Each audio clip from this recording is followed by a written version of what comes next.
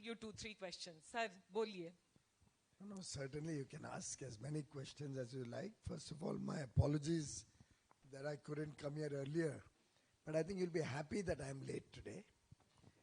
Because since 12 o'clock, until whatever time it took me to travel here, so almost till about 5:30, and then for half an hour I was briefing the press. So 12 to 5:30 is only about 5.5 hours, right? 5.5 hours. I was reviewing with every department related to development works in Mumbai. The municipal commissioner, Mumbai Municipal Corporation Commissioner was there, Slum Rehabilitation Authority Chief was there, MHADA, MMRDA, their CEOs, Police Commissioner Traffic, Joint Commissioner Traffic, Joint Commissioner Law and Order. From the police, I had the collector, you name the department, all of them. And this is my 4th review meeting for developmental areas. Since the people of North Mumbai elected me with the highest margin in Maharashtra, I owe it to my people, owe it to the citizens of Mumbai. And by the way, when we discuss with them, it's not that I'm restricted to my constituency. But many things start from there and then help all of Mumbai. Small example, today we've launched a project to rejuvenate 11 lakes in North Mumbai, which are either dead, non-functional or in dilapidated state, full of filth and garbage and whatnot. Now we have 70 lakes in Mumbai. Once this 11 takes off, we know that we can take that process for the rest of the 59 also. Similarly, when we discuss with them about cleaning up Poisar and the Hisar River, I think you'll all agree it impacts all of Mumbai. Or when we start a project in Sanjay Gandhi National Park, it helps all of us. Our children go there for recreation or tourism. When we stop the illegal encroachment, which is happening by damaging mangroves in Malwani area, I think we are all happy about it because we want to save the environment and our beautiful city and the greenery that we originally had. A lot of it is gone, but we have to save whatever is there. When I talk to them that in a time-bound manner, every cement concreting road should be done, and now we've agreed that in 75 days from the time they start digging a road till they complete a road, if there are no utilities involved, if there are utilities, then 90 days. And if there's a major utility work, then it may take longer. But now we have a time-bound commitment that a cement concreting road will not go on for donkeys, months or years. Pehle hota tha na, go slow, work in progress.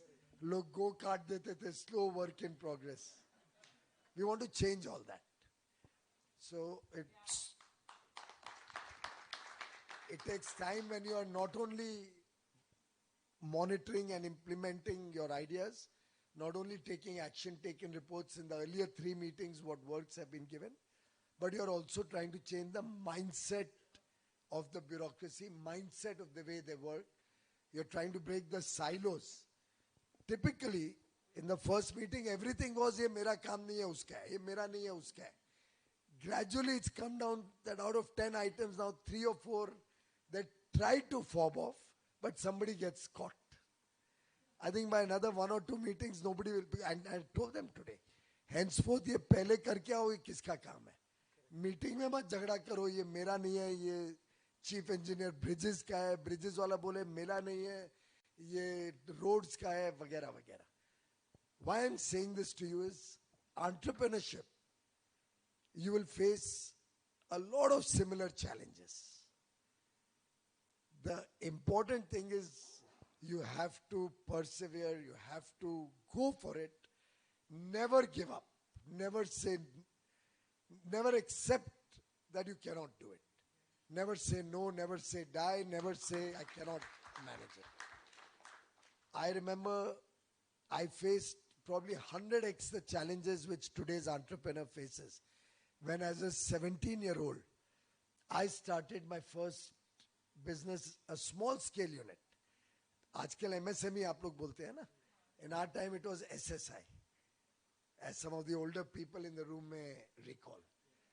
So I started my life as a 17-year-old student of first year BCom. Actually, I started towards the end of my 12th standard in Dombivli, a small factory.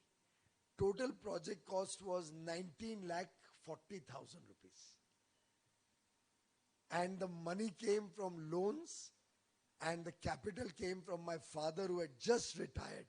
His provident fund, his leave encashment, his gratuity, and there was one more: provident fund, leave encashment, gratuity, and provident. No, PF ho gaya, provident fund, gratuity, leave encashment. There was a small one more component he got when he retired. Ye 4 items se we started that factory. But the kind of troubles we face, I hope no entrepreneur today ever has to face. MIDC Chakala, any of you have been there? Where you go for getting land. I made over 90 trips as a young man, 90 trips to get a small piece of land. Any guesses how big that land was? 2,930 square meters. That's less than 1 acre. 90 trips. Of course, the first few trips, so they said, कि है ही नहीं, कोई जमीन ही नहीं है हमारे पास. And करते करते जमीन भी निकली, title भी clear निकला, land भी allot हुई, agreement भी बना, but took me more than 90 trips. Our effort today is, we have an industrial land bank where we want to try and make sure that you can get your land literally online. You can see through Google Earth the exact location. You can see your neighbors. You can locate the exact place which is suitable for you from your environmental requirements or perspectives. A lot of things are happening. A lot of things have happened. But never ever feel it's done. We all have to always be in a state of flux. Always be wanting to accept bigger and bigger, better challenges. Always be dissatisfied with whatever you achieve. And that's the true sign of an entrepreneur.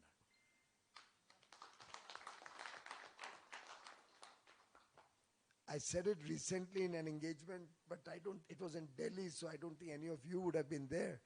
I don't know if Madam Shraddha was there. But a bada famous coinage hai, acronym hai, BHAG.